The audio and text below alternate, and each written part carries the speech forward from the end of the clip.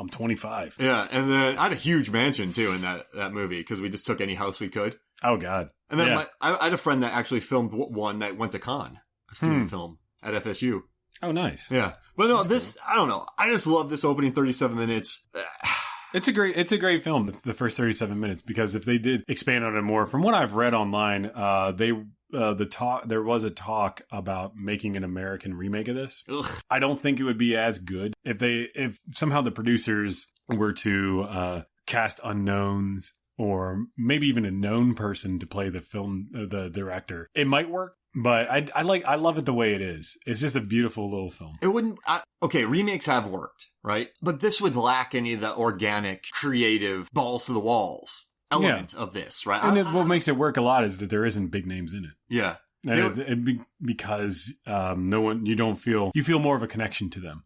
As opposed to seeing like Chris Hemsworth. Exactly. I like Chris Hemsworth, but I wouldn't want him in this movie. Yeah, I wouldn't connect with him at all. I would just think that, that's Chris Hemsworth and he's, just doing a movie. Yeah.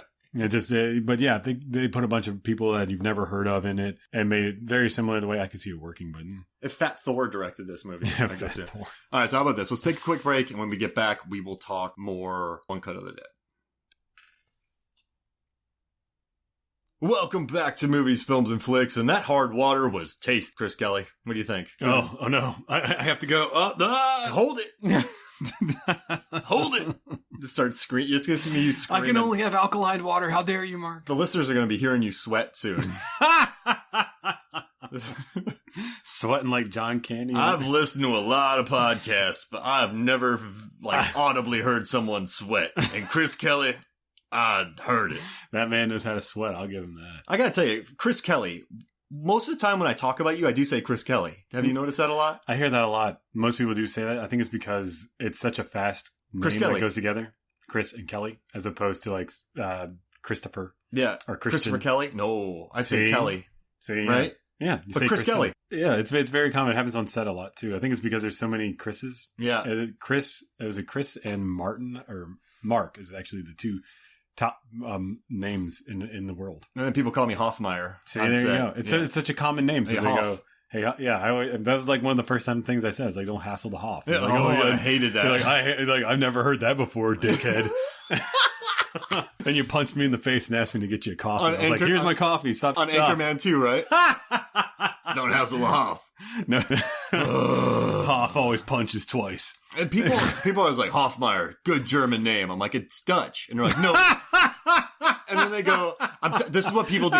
They look me in the eye, and this happens to my wife, Megan. They go, no, it's not. It's German. She's like, okay. No, like Hoff has a lot of 2 Fs, but Hoffmeyer, 1 F. There's a lot of Dutch in South Africa. There's a lot of Hoffmeyers there. Yeah. So, but it's interesting when I'm like, no, it's not German. It's Dutch. Yeah, right. Yeah, okay.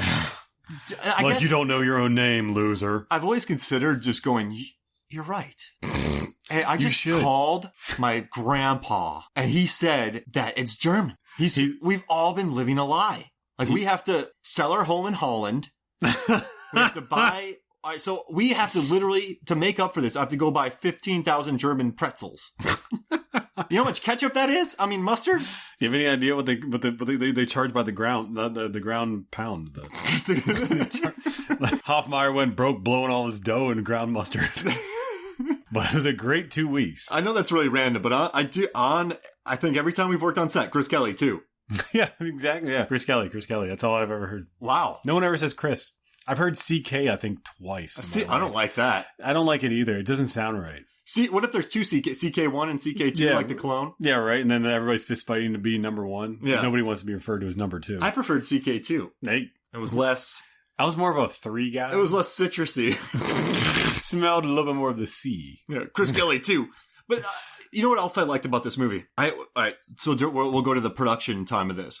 You know how many movies we've watched where people are wearing BK headsets? So all right, I forget. Yeah, there's usually every time you see a movie about filmmaking, there's always they always have BK headsets, which if you don't know what that means Burger King headset, because it looks like something someone would wear at a Burger King. And it's that big device that looks kind of like headgear if you had braces.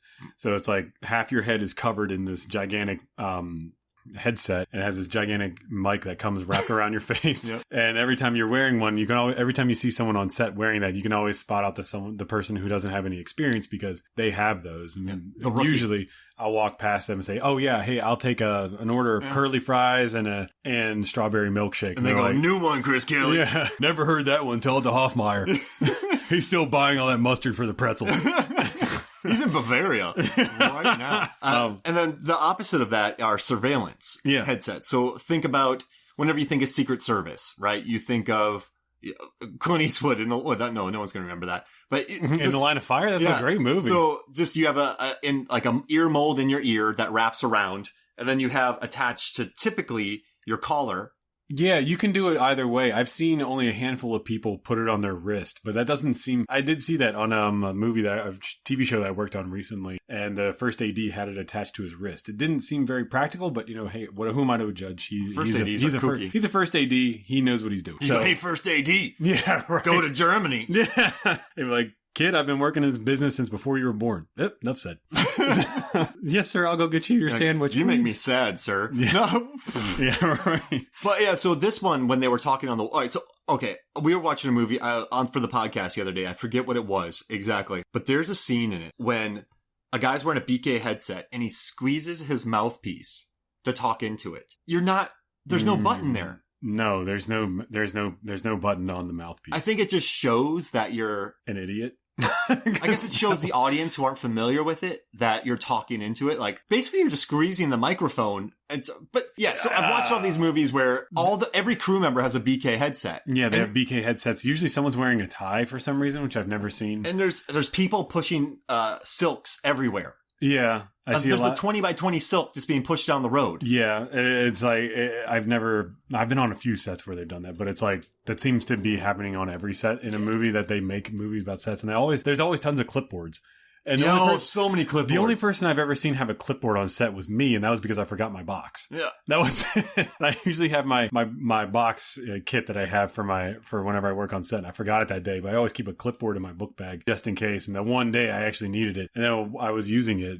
I was like, I've only ever seen this in a movie whenever that happened. Clipboards are only great when you want to look busy. Yeah, or if you desperately need one on the run, which would be like a metal clipboard. But they're not too common. No. They're not very common. I worked with a guy for Comic-Cons. I don't know if you met him. His name is Dave. He looks like a Rolling Stones roadie. And he carried I remember that guy. He carried a clipboard everywhere he went. And so... You look like you know what you're doing. He would stop every 10 feet and look at it. But I think he was just checking his cell phone. Probably. So my trick on set when I wanted to look busy, so if I had nothing to do, I just read my call sheet and look around. I learned that one, I'm not going to name names, but I learned that one from an AD that told me that. He said, if you ever want to look busy, just pull it out. Either shake your head or point at something. Or if you can get sides, like scour the sides. Yeah. He's like, if you ever run out of ideas of something to do, just pull that out and just look like you're reading it. And exactly what we're doing. We're doing it. No one can see it. So what I did was, so this is me right now. I have a pen in my left hand, and my right hand I'm holding open like a tablet, right? Like a piece of paper. And I'm looking at it, but then I look to the left. So I looked at it, and then the location number 2 is over here. And then I turn my head to look. So it looks like you're actually... Yeah, or you could do that. It looks like you're actually looking for the next location, and they're like, "Well, there is no company move." Like, "Oh, well, my sides are incorrect," and then you can walk off and do something else. So if anybody caught you do anything, the other big one was another AD told me this was have an iPad, which you can actually use on set. When I do use my iPad on set, but you can also just bring that out and then scribble something if you want to do a doodle or something. Oh, completely okay because nobody knows what you're actually drawing or doing. I won't say what we were working on. It was a big one. But you and I got very cavalier. We did our coffee drinking with no call sheet. Yeah, did a lot of laps around. That's what we did. We just walked. Because we had so much caffeine in us, we had to burn it off. I'd go to the bathroom every 10 minutes. Yep. So people, man, Mark's really moving today. Yeah. How is he moving? It's so damn hot out. He just keeps going. Where's the bathroom? Tell me, Chris Kelly. I need to know. Chris Kelly, go to 2. Yeah, Chris Kelly, 2. Hey, man, what's going on, bro? You watch Doogie Howser last night? Yeah. You know what? I noticed one of the one girl that plays the PA in this, she actually lost her first teamer. The guy who plays the drunk zombie. Yeah. She says, I can't find him anywhere. Where is he at? And she finds him passed out drunk. And I was like, woo, that would not fly too well. No. On a set. They would just say, "Are you out of your effing mind? Where did he go?" Like, well, he's drunk. I don't care if he's drunk, high, or whatever. You better go find him right now. These PAs were hard working on this, though. The dives, the ducks. That one lady biffed. Oh, man. The poor camera lady. She fell right, and then she fell again. And in the interview, she's like, "I'm very happy I fell because it got me more camera time." Yeah. Did you read that interview?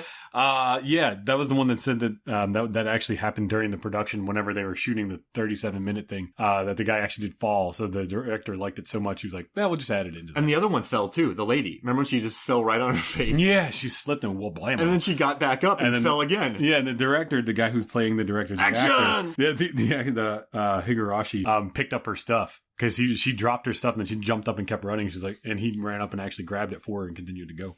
Oh, man. But what I like about this movie, it is weird. We've worked shows to completion, right? Some of these shows you're ready to leave, right? Some of these shows you've had enough. I've day played on ones where I was just like, one day, get me out of here. I'm done. But there have been those few shoots that you feel a genuine connection with who you're working with. And I think I've had that on certain shoots where you're mostly understaffed, right? And you're just busting your butt to get something done. I think that's when you bond most with your crew. Yeah, you definitely have more of a family feel with everyone. Everyone's doing their part, and then you know who's good and who's not. And then it really feels more of a camaraderie point. And then you want to bring them on to your next show, and then the next show. And it's also refreshing. Nice. You don't have enough people, so you know something's going to go wrong. Listen, we don't have enough people to do this right. So we're just trying to do it the best we can. That happened the other day, actually. We, I'm not going to say the name of the show, but we ran out of background. So I actually had to be a backgrounder. I had to hide my walkie and everything. So I was like doing crosses in the background, and my background were like, "What are you doing here?" I'm like, "Guys, keep moving, keep moving, keep moving." And then of course my background went to the other side of the street. They stopped, and I was like, waving my hands, making it look like I was hailing a taxi. Right. I was like, move your ass. And they're just like, oh, what? And I'm like, God. And they're like, "You're in the shot." I'm like, "I know I'm in the shot." Did you have a tube of blood shooting in people's faces? Oh, at the end, when the actress is just getting bombed with blood, they were committed in this. She was covered like in the descent. Yeah.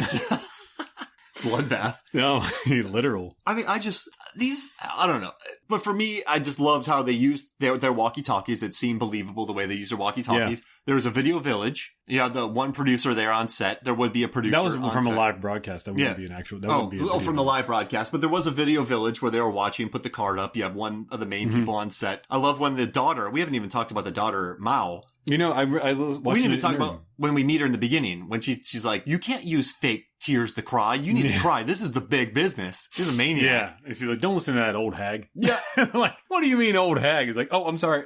And when she takes control at the end, she flips the lady's hat, calls another guy an idiot, then she calls the producer an old man. And that guy's probably 35, 40. Yeah, right. He's like our age. Yeah, she's just slapping people around. I watched an interview with her, and they said, like, are you take charge kind of woman? Do you in real life? And she said, "Actually, no, I'm not. So this was really good exercise for me as an actress to be something that I'm completely different about." I mean, she had to. She did. She kind of helped save the production. Oh, yeah. In the realm of the film, yeah. She definitely did. I think this movie does feature the best kicks of 2019. Of course, yeah. The flying kicks? Mom, definitely. How much did you laugh during the second half when you realize that when she acts, she goes into the character, so she loses control. And then when she started kicking people, how happy were you? I thought it was so damn funny, especially the drunk zombie comes walking out. And he's like, wablamo. How would you describe his zombie walk? At first, he was just very, he was drunk. And then the second time around, I think he was just confused and drunk. So he didn't know what to do. So he just started putting his hands up like he was doing it. Kung Fu, but not Kung Fu motion? Kinda. It looks almost like he's attempting to, but he was just confused. There weren't much forward movements with his arms. He would kind of take, so hold your arms up and kind of, just hold your arms up straight, put them, bend them, and then just kind of... I don't know, move him up and down. He had some very weird movement. He was walking like an Egyptian, but more zombie-esque. Yeah. It's almost like they did that back in the early days of a lot of zombie movies. They would just say, "How do you think a zombie would walk?" So they probably just like, "How do you think?" Exactly. No. Throw your hands in the air, I guess. Pump! I watched a documentary about Dawn of the Dead because we have an episode that will be released when this is out. And Romero just said that to them. I don't know. What do you think? Yeah. What's interesting about Dawn of the Dead, the guy who gets his head cut off in the beginning of that, he's from Gettysburg, which is the neighboring town to where I'm from in Pennsylvania. Oh, nice. They interviewed him for, I think it was the 20th anniversary release of that. And I remember him saying